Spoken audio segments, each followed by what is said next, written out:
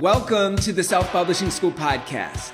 This is the podcast to listen to if you're an aspiring writer or an author who wants to be more successful. On this show, you'll learn how to write and launch a book successfully, all from the top authors and people just like you who are doing it at the highest level. I'm your host, Chandler Bolt, the founder of Self-Publishing School, the author of the book called Published, and the CEO of selfpublishing.com. For free training on how to publish a book that sells 10,000 copies, go to selfpublishing.com/free training. Books is just a way of communicating an idea. So I consider myself, in the expertise business, and a book is merely one way to convey expertise. I use it as a way to have my ideas travel when I didn't want to travel personally.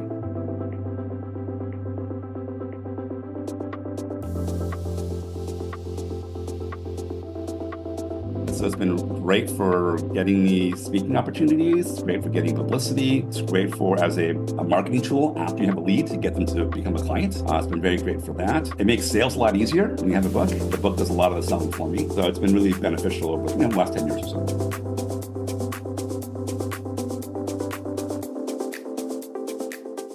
Hey, Chandler Bolt here, and joining me today is Victor Chang, the man, the myth, the legend.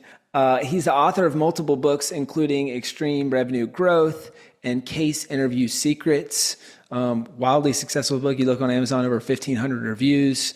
He's a former consultant at McKinsey Company, and he's a strategic advisor and coach to a bunch of top CEOs, Inc. 500 CEOs, a bunch of folks. I already mentioned this, the author of the book. If you're watching on the YouTube channel, you can see it right here. Extreme Revenue Growth. This is one of my favorite books of all time. And I'm not just saying that because he's here. I know he knows I've texted him that about 30 times. It's a book that I've bought for a bunch of people. Our leadership team has read it multiple times. I read it at least once or twice a year. It's a really great and punchy read that if you want to grow revenue, as the subtitle says, from $1 million to 25 million, I think it's the best book on the subject. We'll get into it. It's really, really good. And if I have anything to do with it, we're going to get an updated version of this. He's like, stop talking about that. Stop following it. Right. But Victor, welcome. Great to have you here. Thank you so much, John. It's a pleasure to be here. Thanks for inviting me. I was going to say, you also have the honor or the horror, I guess, however you look at it, of being the most followed up person I think I've ever said, like, hey, please do an updated version of this, because I know I believe in this book more than I believe in just about any book ever. It's really cool. So we'll talk about on this episode, guys. We'll talk about growing a consulting business using a book. We'll talk about 100,000 copies of Case Interview Secrets. So we'll kind of unpack that a little bit. There's a bunch of different questions and angles that we can take this, but I might even do a little case study on scaling to 25 million. We'll see how it goes. But I guess for starters, Victor, why books? You've written and published at least 3 or 4 of them, 5, 6 that I can tell. Why books, and how have they helped build your consulting business? Yeah, so for books, it's just a way of communicating an idea, right? And so I consider myself, in the expertise business, right? You might call consulting, I consider it an expertise business, and a book is merely one way to convey expertise as one of many. So it's been the word out. Was that an intentional channel that you're like, okay, hey, this will grow the expertise business, or did you just kind of have it that way? No, very, very intentional from the get-go, well over 10 years ago. And, when I learned at McKinsey, it's one of the easiest ways to get Fortune 500 CEOs as clients. Those were the partners in the firm. That's what they were doing. I was sort of watching. I wasn't involved in that part, was to basically demonstrate your expertise. A keynote speech, being on the board of a nonprofit, doing pro bono work, when a Fortune 500 CEO is in the room, them being wowed, right? And that starts a conversation that leads to, 10 to 20, $30 million in revenue. And so for me, it was a way to demonstrate my expertise, being brilliant in my little home office alone, right? That doesn't get any clients, right? So you have to get out there. And at the time we were talking before the podcast started about my kids. And so a lot of this started when my kids were born. I didn't want to be traveling on the road all the time. I really wanted to work from home, but my ideas had to travel. right? And so back then, YouTube hadn't existed yet, still in its infancy, but books could travel, right? Books and my ideas could travel, and I didn't want to get on a plane. So that's why I started that. Oh man, I like that. I was traveling, but my ideas weren't. And so I got to give them a vehicle so that I can get out of the vehicle. That's good. So you talked about that being a big lesson learned from McKinsey and Company of I'm in the expertise business and I need to demonstrate that expertise in front of people who can pay me at the highest level and pay me the highest amounts. I'm super curious about that. I've always, I think you know this, Victor. I'm a college dropout, ADHD, C-level English student, all that stuff. In an alternate universe, I've always been jealous of the business consultants because I'm like, when you have that experience, I feel like and I may be totally wrong on this, but I feel like it's like playing poker and seeing a lot of hands. Because you go into a bunch of businesses so that when you go to scale your own business or help other people scale their businesses, you're very precise. Whereas I took a very different approach, ran a couple businesses, dropped out of school, have been running the same business for about 10 years. So in business terms, I've seen, one good hand maybe, but really like 3 or 4 hands. And so I've just always been so jealous of whether, I guess it's investment bankers or consultants. And it just feels like there's so many things that you learn from that experience. Is that true or not? And what were some of the things that you feel like you learned from that experience at McKinsey? Yeah, I would say that's mostly true. I would say you have a lot of skills that consultants don't, which you do 100%. But it is true. You see a lot of businesses personally, as I did. But behind the scenes, you get a lot of information and insight from your colleagues. And so, for example, I was on a cost-cutting project, right? Cut costs, right? Reduce headcount, that kind of stuff, for a major Hollywood studio, right? And I've never worked in Hollywood up until that time, and I've never done a cost-cutting project. So, but behind the scenes, I read all the documents the entire firm globally had on how media businesses run, right? Hollywood movie studios, as well as I got the 1,200-page manual on how to cut costs out of Fortune 500 company, including spreadsheet templates, flow diagrams, timelines, do's and don'ts, the entire thing. And so I took a couple days, I read up on it, and I got the benefit of 1,000 cost-cutting projects, right, that McKinsey has done over half a century, even though I had not seen any. So you do get the benefit of that. And one thing I noticed when I started working for other people when I left McKinsey was, wow, there's certain things I didn't know how to do, right, in terms of I've never done an entry-level job in industry. But there were some CEO level, board level things that I was quite proficient at because I was used to it and trained on it, that it was very unusual for people in industry to know how to do. And so I think it definitely has its advantages. It's not a magic panacea by any means. Sure. It does have certain strengths, which I appreciated. Mm-hmm. And so I guess that's really interesting. I guess in my fictitious mind, I've always imagined that, hey, 2 to 3 years at a company like that and then going to run your own company feels like a crazy advantage. That's obviously not happened for me. So I guess 2-part question. One, what would you do if you were me? That's like, you could almost emulate that. Because I'm thinking both within the context of running selfpublishing.com, but then I'm also thinking within the context of, okay, hey, in the future, how do I know, is this the best vehicle? At what can I better scale a different business? Can we do roll-ups, like all that stuff? So I guess I'll start the 2-part question, maybe just stop there. Like, do you think that's replicable with something else? Or like, how would you look at that if you're me? Yeah, so there is an expertise you gain from doing, working in these fields. And I would say at sort of at your stage of success and sort of maturity level in terms of your career, that there's no point in trying to replicate, right? You have a huge advantage that you have in your own right. What you want to do at your stage is to figure out who has the expertise that you lack and hire them, partner with them, put them on a board. And it's not just ex-consultants, right? There's like a dozen fields that are really useful in business. I know one, I don't know the other 11 very well, right? So I have friends that are investment bankers, right? So when I want to know how is a transaction done, I know like 3 or 4 people I can call. If I want to know how do you go through legal due diligence when you sell a company, I have several firms I call, right? There's accounting issues, there's technical diligence issues. I work a lot in software. And so in all these different areas, there are people with really deep expertise, decades. And it makes no sense for me nor you to go learn that. We're better off just figuring out who they are, right, in our networks, and go, oh, this is not an issue for, this is an issue, oh, this is an issue for Chandler. He would absolutely know the answer to this question. Let me text you, let me give you a call, let's make a deal work, right? So I think that's the more important skill at your level, is to know who knows what, and then have the timing sense of when you bring them in to help out in some way, shape. It's great. I mean, who, not how in action, Yes, right? absolutely. Figuring out the who and they know the how.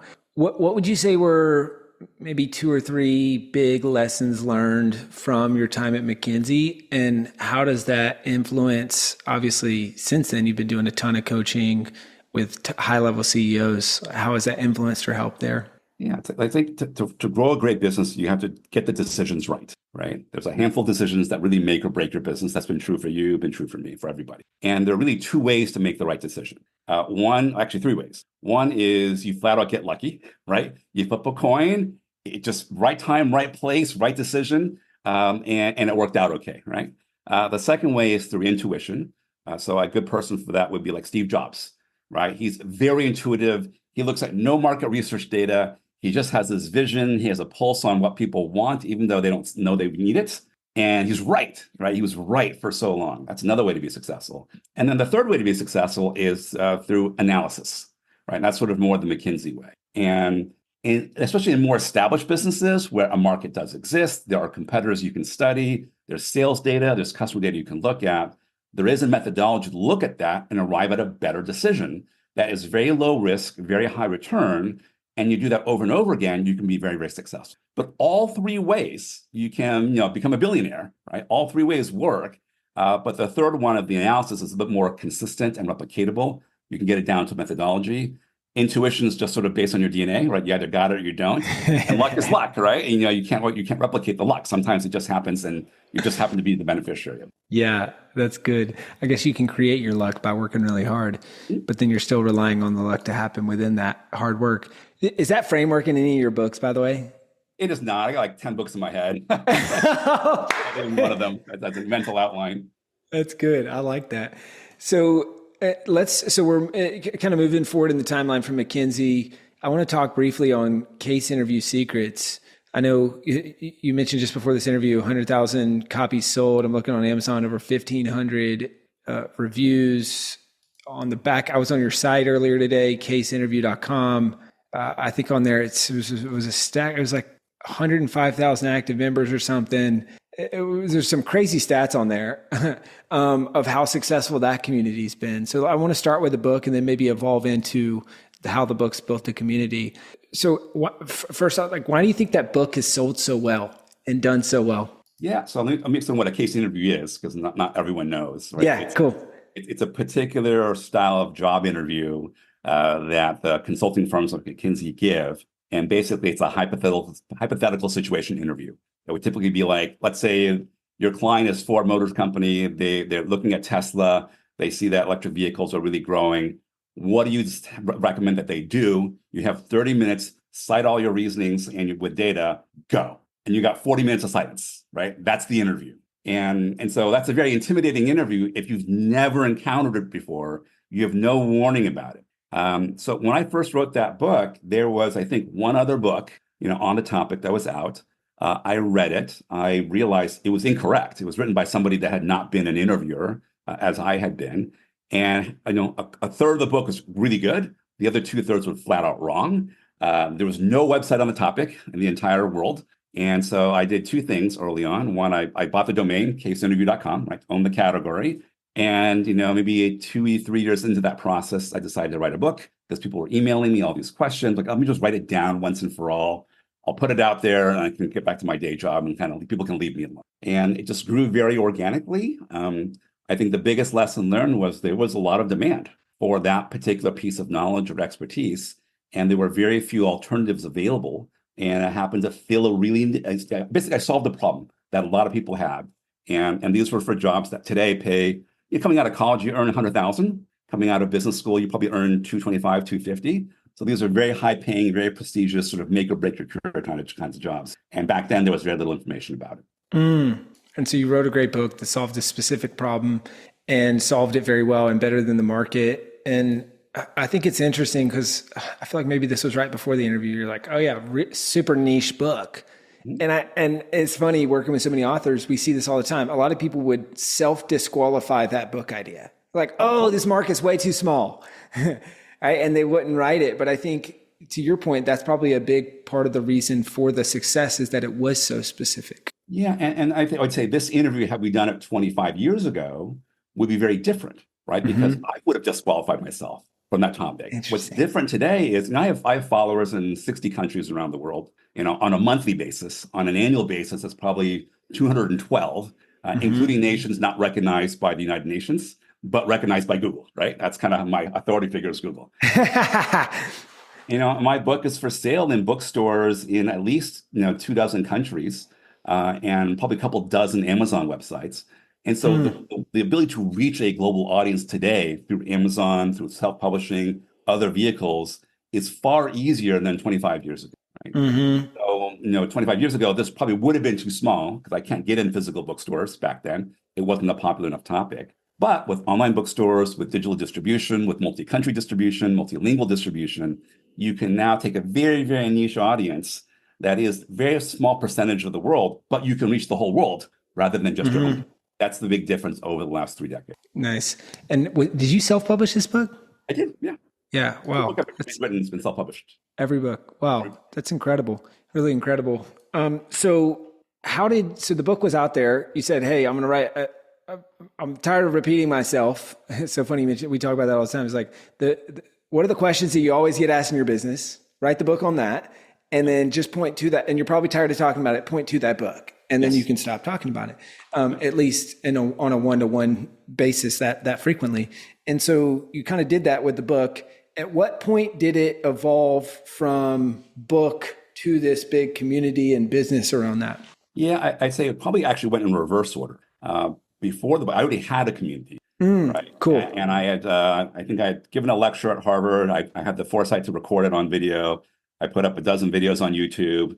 And that really kind of changed the whole field. And I already built an audience. And then I was answering questions that they would email in that I forgot to cover in the YouTube video. And so I'm staying up till doing my day job till midnight, that this is back in my, 20 years ago. And I'm replying to people till 3:00 in the morning. Oh my gosh, they're asking the same darn questions every single time over and over again. And so that was the outline of the book. I would look at the questions people kept asking. It's like, okay, maybe organize it in a more coherent fashion. And sort of wrote the book. So the book sold very well. I mean, I gave away on the first 72 hours, I made the book available for free on Kindle. And the first 72 hours gave away 25,000 copies globally. It was the #1 book in the world on the Kindle platform for 27 hours, right? Wow.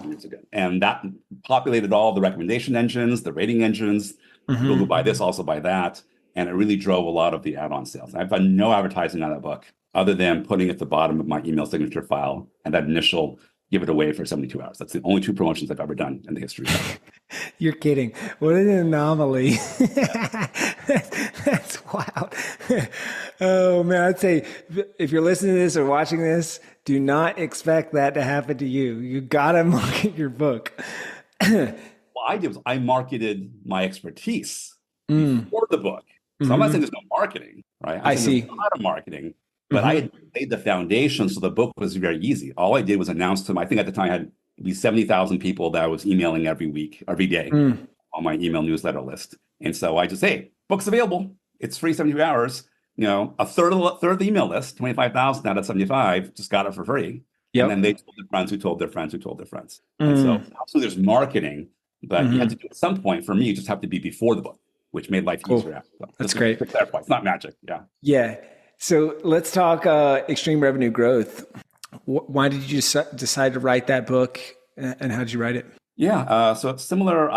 Sort of motivation, getting asked a lot of questions. Hey, Victor, I hear you worked at McKinsey. I heard your speech, your talk over dinner, right? When you're one-on-one. Hey, kind of what's the best practice for growing a business? And so same idea, right? Lots of questions asked. Like, hey, they seem interested in this topic. I happen to know something about it.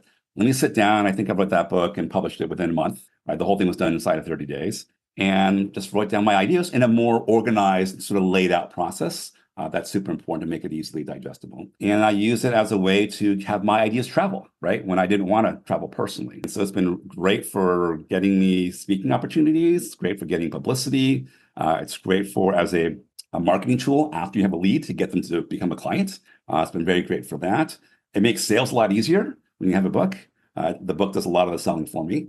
And so it's been really beneficial over the last 10 years or so. Mm-hmm. How long did it take you to write the book? I think I wrote the whole thing in about two weeks. You're kidding. Oh. And were all these concepts that you had been talking about coaching on for a while, I would assume? Yeah, so everything I write, it's stuff that's in my head. And it's funny, I write so I'm allowed to forget. And so people, I prepared for this interview because I saw the questions you're going to ask. Like, oh, you're going to ask me about extreme revenue. But I wrote that over 10 years. I have not the foggiest idea what I said, right? Yeah. On chapter 7, 11, 12 years ago. I had to go reread it, like, oh, okay, that's what I said.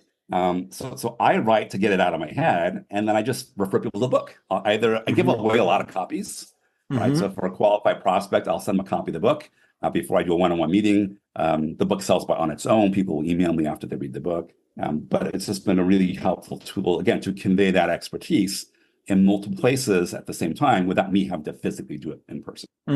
Cool. Now, can you so I'm glad you did some prep here. So you'll remember this, hopefully. But what are some of for people who haven't read the book yet, what are some of the core frameworks of the extreme revenue growth process? Yeah, I'll give you two. One sort of the bigger picture, one sort of like the medium level picture. So big picture of the book is about creating growth, right? Dealing with the growth you've created, which creates a lot of headaches, and then keeping the growth up, right? It's kind of the three big sections of the book. The part people are most interested in is usually creating growth, right? That's usually the first section. And really you need 5 things really to drive growth. One, you need a customer that has a problem they really want to solve that they're willing to pay to solve. That's really, really important. And it sort of seems obvious, but a lot of companies miss it. And so when I ask, hey, who is your customer? Right? What I want to hear is somebody's name, right? Chandler is my customer, right? Not people who run companies, right? And does Chandler know he has a problem? Is he aware that he has a problem? Does he actively, consciously want to solve that problem? And is he willing to pay to solve it? I see a lot of businesses where the customer has a problem that they're not aware of, nor do they care about, and definitely don't want to pay any money to solve, right? That is not the right kind of customer to drive. So customers, that's how problems they want solved. The second is you got to have somebody to solve that problem for them. Usually a product or a service, so some kind of solution. You need some way to reach the customer, some form of distribution, right? You need some way to make a promise to the customer that you can solve that problem. And then you need to be able to have some kind of advantage, right? Like I can solve the problem better because I've done certain things in my company operations to really focus on that problem. That's why my solution is better or different than another. So those are kind of the 5 big things you need to drive growth. Yeah, and I think it's, I think I've told you this before, but when I realized that this was my kind of book is when I opened up to page 1, there's 2 sentences and it says a revenue growth engine consists of 5 key components, and then lists the 5 components. I'm like, wow, what a start. I'm like, we are page 1, sentence, I don't know, 3 or 4, and we're already getting to the meat of it. There's a diagram on page 2, and then we're off to the races. So that seems to be kind of your writing style. It's, pretty succinct. I guess the book is 184 pages, but I would guess it's maybe 30,000 words, something like that. 30, 32, something like that. Yeah. I mean, so it's just incredibly punchy. And did you learn that from having to write briefs at McKinsey? Yes. Is that just your personal style? Yes. Right. So at McKinsey, we're drilled to write in a really concise way because the Fortune 500 CEO, they have all the resources in terms of people and dollars to spend, but they don't have a ton, right? So you get 22 minutes with the Fortune 500 CEO. You cannot waste 1 second. So it's really get to the freaking point now. And so really the whole book, the 80% of the value of the book's really in the first few pages, right? That's all you really have to read. The rest sort of explains and elaborates on it and with some other side issues. But yeah, and I get that comment a lot, like, whoa, it's really dense, right? There's no fluff. It's do these 5 things, right? It's the first page. So a little bit my style, a lot of it's the training from McKinsey for people who are very busy as an audience. Now, obviously you've coached a bunch of CEOs over the years. What do you see as the difference between companies that grow exponentially and companies that grow incrementally? Yeah, I think the big difference is the intention, right? So companies that grow very, very quickly were designed to grow that way. It was a thought in the CEO. All the operations are designed for growth, and they try to get the growth, and then some portion actually does get. Most businesses are not set up for that kind of growth, right? And so for example, for myself, one of the companies I worked on with as an employee early on, they grew in the first year 600% in 1 year. Right. So they went from 600,000 to 6 million in 12 months. And you have not the foggiest idea of how many headaches that creates, right? We're down to seats. Like the big issue was chairs. We had nowhere to physically put the employees because we ran out of space. So we had to stack 2 or 3 chairs into one desk.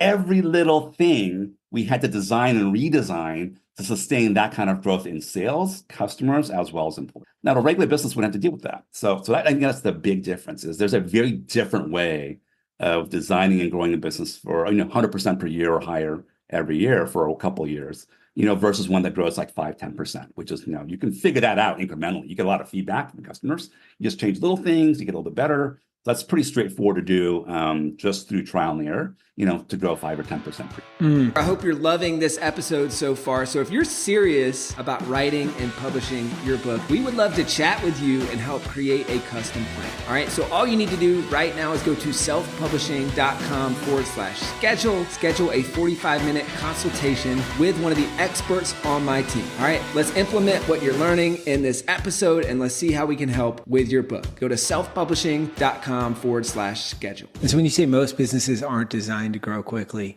what do you mean? And what are the flaws or things that are hindering the growth? Yeah, so when you think about driving big growth, every part of the business has to expand in capacity, right? So let's think about like a hospital. If the hospital wants to take on, double number of patients, you need like double the number of beds, right? You need double number of nurses.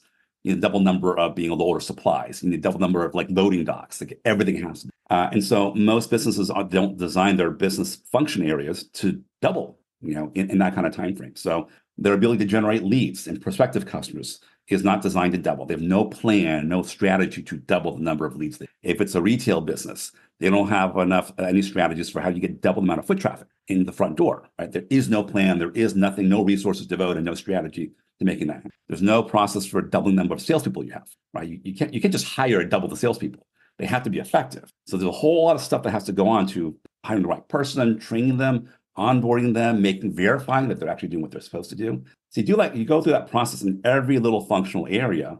You have to design it to grow, and you have to have a plan to make it grow, and you have to have the resources devoted to making it grow. So it's a couple different components to drive that growth, and then it trickles out through the entire organization. I like that.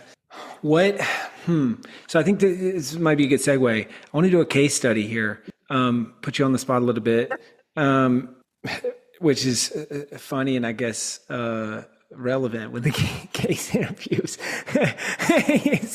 You're totally used to this. My fear is I teach everyone to do these interviews. My fear has always been someone's going to give me the interview. And I haven't done one with a job on the line in many, many years. Right? Go for it, Chandler. Go for it. Wait, there's no job on the line. Good news. So let's selfpublishing.com case study. Sure. I think this will be interesting for the audience. This will be obviously helpful for me personally. We're at maybe 13 million or so a year. Want to get to 25 million a year over the next year or two. Let's pretend we swapped roles. You were the CEO of the business. Yeah. How would you do it? Or what would you do differently? Or how would you build extreme revenue growth into the company? Yeah. So it's great you have a goal in mind. It's great you have a time frame in mind. Mm-hmm. So you said 13 million to 25 million. That's very different than 13 million to 100 million or 200 million. Mm-hmm. So you want to put some parameters around. Mm-hmm. So the first thought I have is to get from 13 million to 25 million, can we just keep doing what we're doing? Is there enough there, right? Mm-hmm. With our existing status quo as is business, but maybe just doing more of it, right?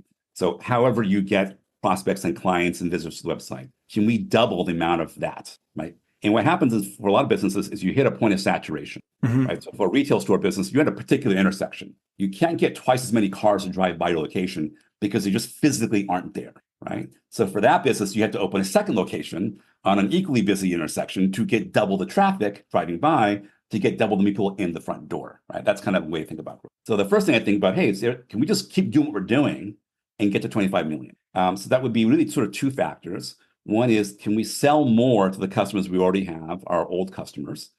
Is there enough of, and do they have enough problems that we can solve, right? So where we can generate that kind of revenue.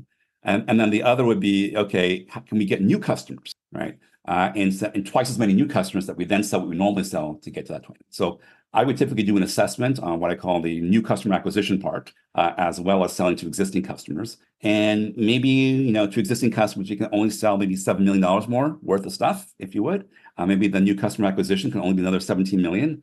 So you add the two together, we can do 14 million incremental. That gets us to, roughly a little bit over 25 million. Like, okay, that's doable. So that's sort of the first thing. If the answer is no, we can't. We've hit our ceiling, right? Maybe you get a bunch of customers on the podcast and you're already rated really highly. There's just not more people to get. You've hit a point of diminishing returns. And then we get into the territory of, we got to do something different. We got to do something new. And then the issue becomes, okay, what new thing are we going to do? It's usually either serving a different kind of customer that we haven't served before. It's providing some kind of product or service offering that we have not offered before, or it's some kind of distribution channel that we have not used. So people that sell directly to customers, maybe they go through a reseller, right? Or a partner of some sort, as an example. It's usually one of those three. And I always like to pick the one that's really the easiest, lowest risk, least amount of change needed to get to my goal. And so that's kind of a really rough approach of how I think about that problem. I like it. And how would that approach change? I know it's interesting. You said, hey, if it's 25 million, you're essentially doubling over the next year or two. How would that approach change between that and the goal of, okay, I think we can get this to 100 million over the next 5 years, maybe 7? Would you have the same year 1 and year 2 plan, or it'd be totally different? It would potentially be different, right? So I want to know, with the status quo, when do we top out on the current business with its current products, current type of customers, current distribution channels? What is our upper limit? And my guess is it's probably lower than 100 million, right? It's something dramatically different has to change to sort of break that scene. So then the issue becomes, maybe the first year is very similar, right? Because we have enough to get to 25 million and we got to get to 25 million on our way to 100. But maybe we have this big gap. Like, I don't know how we're going to get from 25 million to 100 million. That extra 75 million is a big question. And so what I would do differently is, today I was just thinking through, where's the other 75 million going to come from? Right? And so I don't know your business, all that well. I just see what I see from the outside. But maybe we should have offices in Europe, Australia, New Zealand, right? Maybe we need to be in South America, and everything we do has to be in Spanish, right? Because there's a lot of people there. Maybe we should be in China because there's 1 billion people there, right? And they read a lot of books. Maybe that's what we need to get to the last $75 million, right? So you sort of thinking through at a very high level where that last 75 million is going to come from. And usually those things aren't easy. Right. So if you can take selfpublishing.com and move it to China, right, to kind of get your last 25 million, well, will the government let you in? Right. Do you have any Chinese speakers in there? Do you have people who know the culture? Do you have people who know distribution? It's like so many things you don't have. And the reason you have to think about it now is because it's going to take a couple of years to put those assets in place. So if you really want to get to 100 million, you probably have headcount that's geared towards the Chinese market. You'd hire leaders that could grow that business. You put them in Beijing. You have them figure out the strategy, sort of adapt what you have here and transfer it so it's appropriate for that market. They're probably going to generate no sales for the first year or two. You're going to burn a lot of cash in that, but you think it's worth 20 million, right? That last 20 million, between 80 million to 100 million. And so you do things a lot earlier. It's more of an investment earlier. And if you don't do it now, they won't be up and running 2 years from now when you want another 20 million. Cool. Front load a lot of the investment. That makes sense. How do you determine? You say, hey, can we or like, is this the plateau for this? And I feel like questions like that, or even somebody say, what's your TAM? What's your total addressable market? I feel like I've always had trouble answering those questions because I'm like, I don't know. Where do I go find that information? And also, how do you know? Yeah, so it's sort of two ways. There's maybe the total addressable market is the theoretical maximum number of people that could buy your service. That would be interesting. Then there is, for lack of a better word, the market you serve, right? So it's usually only a portion, right, of the total market that you're actually able to reach. So maybe it's the reachable market. And so for the reachable markets, you're looking at your sales data, right? Are sales slowing down? Are we getting fewer and fewer new customers? Are we still growing, but at a slower and slower rate, right? So sort of plateauing in sales is one big indicator. When you plateau, what's a little tricky is, are you plateauing because there are other customers, you're just not getting them? Or are there no more customers to be gotten, right? So that part's a little hard in the businesses, in the industries we operate in, because there aren't these big Fortune 500 companies doing these analyses, writing these reports that you buy Yeah. that tells you what the size of the market is. You kind of have to like guesstimate it. Mm-hmm.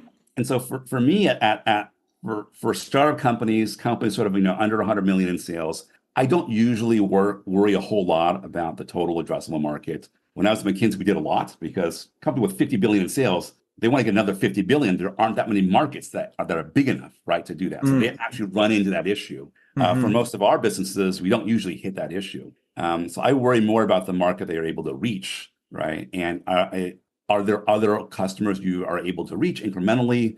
Whether the limit is 150 million versus 400 million, who really cares, right? Can we just get more than we get today? Can we get to the 100 million we want, right? At what point do we start plateauing out? That would be more my concern because it's more of a concrete answer than this theoretical. I think the total addressable market is 400 million, but no one can prove you wrong, right? So it's a bit arbitrary. Yeah, cool. That's helpful.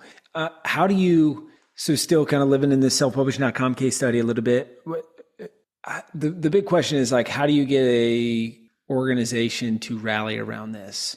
And actually I have kind of this dichotomy in my head. So we're not crazy big, 60, 70 people. I think our biggest strength has in some ways become our biggest weakness, which we're incredibly consistent, disciplined, organized, and we just kind of steady Eddie, like, all right, cool, we're adding $1 million a year in revenue or so. But then as you get law of large numbers, you know this, as you get bigger, the percentages get harder. So in year 1 or 2, add $1 million, we doubled. Awesome. Last year, it's like add $1 million and some change. It's like, we grew by 12%. That sucks. So it's like, I've seen it become harder. And so my thought is, okay, how do you either A, get the entire organization to rally around extreme revenue growth and build that into the DNA? That's tough when you have a bunch of people. Or is there a dichotomy of like, hey, it's not possible and you should just have people specialize? Like, what's your take on that, and how would you look at solving that? Yeah, so my take is you want to have the fewest number of people in your organization that have to do very, very difficult things, right? So the great strength is you have a lot of people that can do sort of the day in, day out. That is great, right? So if you look at a company like Starbucks, right? I live in Seattle, Starbucks. Every single day, they generate right around 100 million in sales, right? What you want to accomplish in a year, they do every Tuesday. In fact, every Monday, Tuesday, and Wednesday, they hit 100 million in sales, right? And when you look at the basics of a Starbucks, it's pretty mundane, right? Hey, how can I help you? What would you like today, right? Scan your card here. You pull the barista that does their thing with the coffee and all that kind of stuff. And so of the 400,000 employees, I guarantee you, fewer than 400,000 are thinking about dramatic growth, right? 99.9% of them are just sort of doing the daily basic. And so I think that's more realistic. What you want is a couple of people that are thinking in terms of a big growth. So we talked earlier about maybe geographical expansion, right? So maybe the US team just keeps doing what they're doing, right? But maybe you have a South America team, right? That goes in the major cities in South America, and you have teams that set up operations there. Okay? And that gets you another maybe 10 million as an example. Or maybe you do that in Europe, right? In the big countries in Europe. And so the idea really is a couple key leaders that are really thinking and are accountable to driving big growth, but the majority of employees are just doing what their job, right, within this bigger overall structure. Cool. And I guess follow up to that would be the big question, but who is responsible for extreme revenue growth? Is it obviously the CEO, so the buck stops with me, right? Yep. But then when you look at team structure, is it marketing? Is it product? Is it sales? Is it all of the above? And then if so, how do you coordinate that? Like, how do you look at that? Yeah. So it ends up being sort of the entire executive team generally. It usually hits sales and marketing first, right? Because that's the first constraint, right? If you can't get double number of people through the front door, then you don't need anything else, right? Kind of a thing. So that's usually the biggest constraint. When I look at, but eventually it's the entire business system, the entire executive. And I do a lot of hiring for my clients in terms of advising on specific C-level hires. I'll interview CEO candidates for them, CFOs and whatnot. And one of the things I look for my clients that really want to grow, usually 400, 500% over a couple of years, has that executive done it before, right? So I had one executive I was looking for, the company I was hiring for was maybe 25 million in sales. They want to get to like 100 million in change. And so this one executive they ended up hiring, they had done it 6 times, right? They had built a department from about, 20 employees to 250 employees. And they've done it 6 times over 2 decades, and they've never had a failure. Like, that's the guy, right? And that's the person you want, because all the things we're talking about, they've done.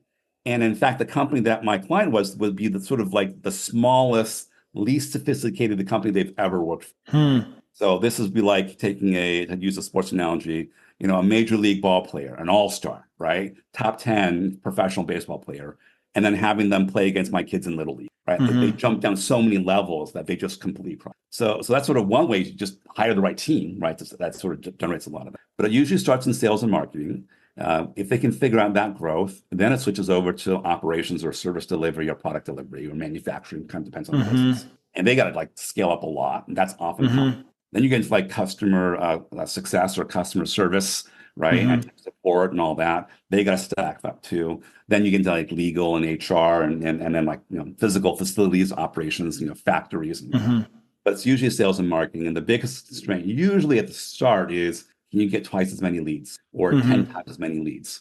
And if you can't, you got to solve that problem first. Once you solve that problem, which takes a while, then you don't have enough salespeople, right? You got 10 times as many leads and not enough salespeople. So all these leads are not being responded to.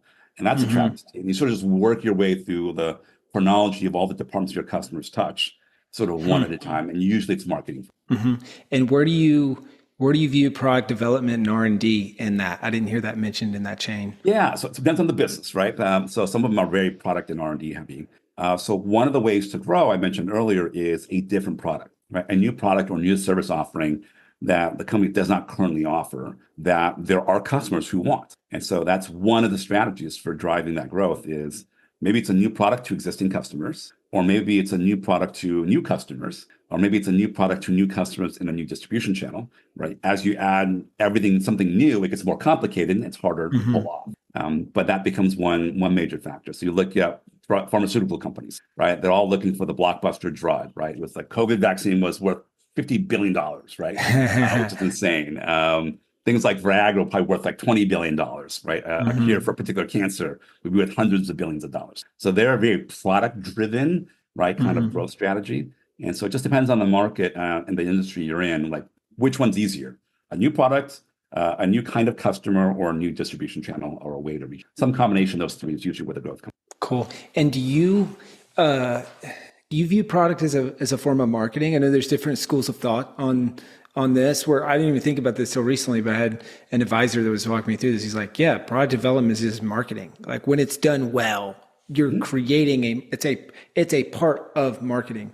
Do you agree with that? Do you disagree with that? I do to a degree, right? So you look at Apple in the early days, the iPhone, whoa, that's cool. No advertising, right? For probably the first decade. Yeah. When I look at my own services, when I serve clients, a fair amount of my business comes from referrals, right? So I do such a good job. They're so happy. They go tell 2 or 3 or 5 or 10 friends, over 5 or 10 years. And so that helps a lot as well. So I do think of the product as a form of marketing. McDonald's, right? They're known for not just hamburgers, but clean bathrooms, right? That's a marketing strategy for them. You go anywhere in the world and you're doing a road trip and you got to go pee, right? And my kids got to go pee. I'm looking for McDonald's because it's usually open. It's going to be clean. It's going to be safe.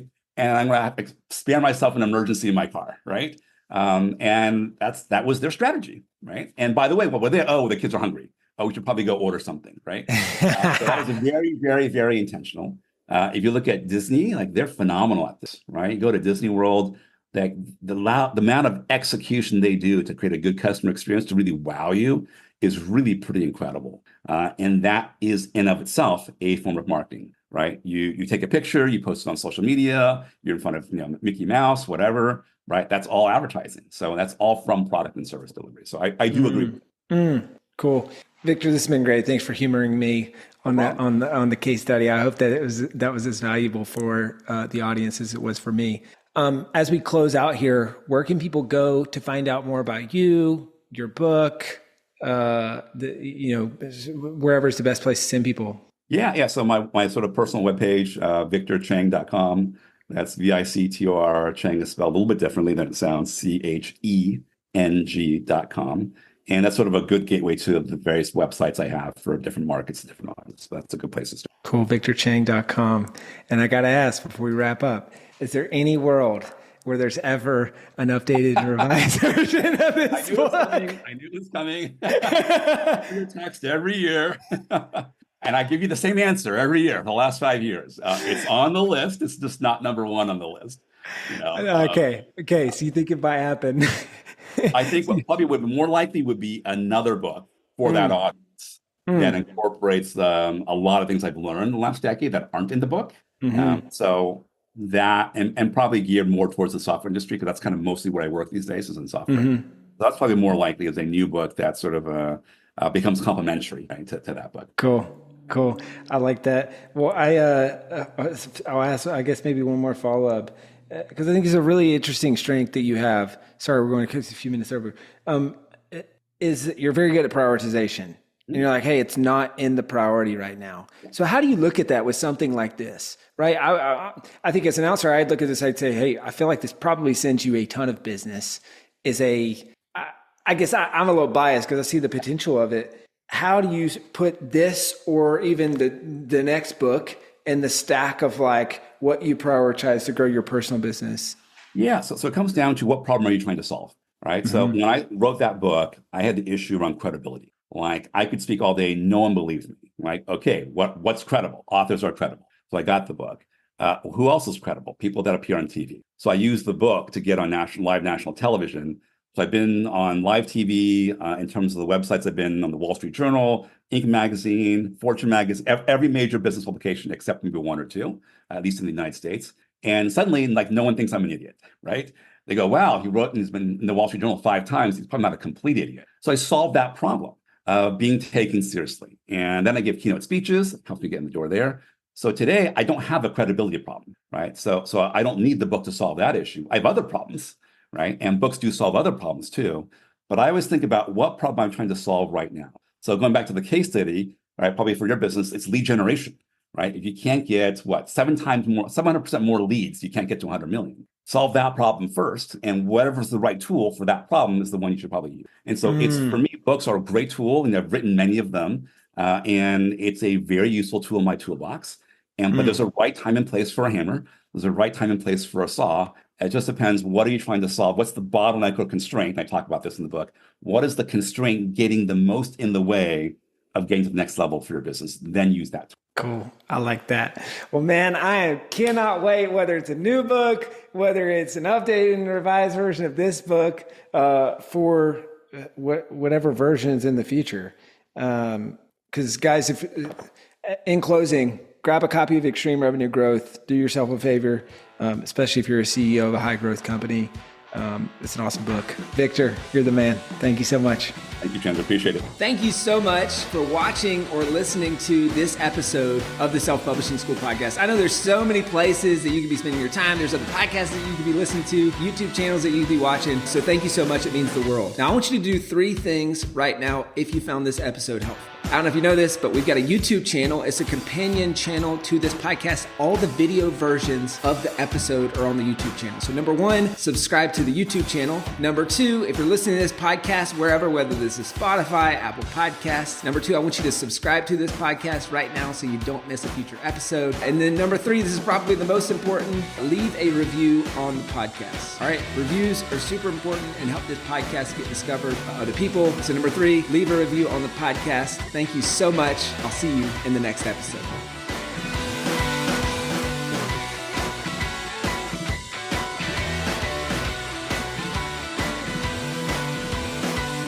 Thank you so much for watching or listening to this episode of the Self-Publishing School podcast. I know there's so many places that you can be spending your time. There's other podcasts that you could be listening to, YouTube channels that you could be watching. So thank you so much. It means the world. Now, I want you to do 3 things right now if you found this episode helpful. All right, number 1, I don't know if you know this, but we've got a YouTube channel. It's a companion channel to this podcast. All the video versions of the episode are on the YouTube channel. So number 1, subscribe to the YouTube channel. Number 2, if you're listening to this podcast wherever, whether this is Spotify, Apple Podcasts. Number 2, I want you to subscribe to this podcast right now so you don't miss a future episode. And then number 3, this is probably the most important, leave a review on the podcast. All right, reviews are super important and help the podcast get discovered by other people. So number 3, leave a review on the podcast. Thank you so much. I'll see you in the next episode. If you're on the fence about scheduling a publishing consultation call with my team, maybe you're not quite ready for that, I've got some free training that I think will be really helpful for you. All right, all you have to do is go to register to sign up. Go to selfpublishing.com/free training. When you do, you're also going to get a free digital copy of my new book published. And on that training, you're going to learn the next steps of how to implement with your book. So how to write, how to publish, how to launch successfully. So go to register right now at selfpublishing.com/free training. I'll see you there.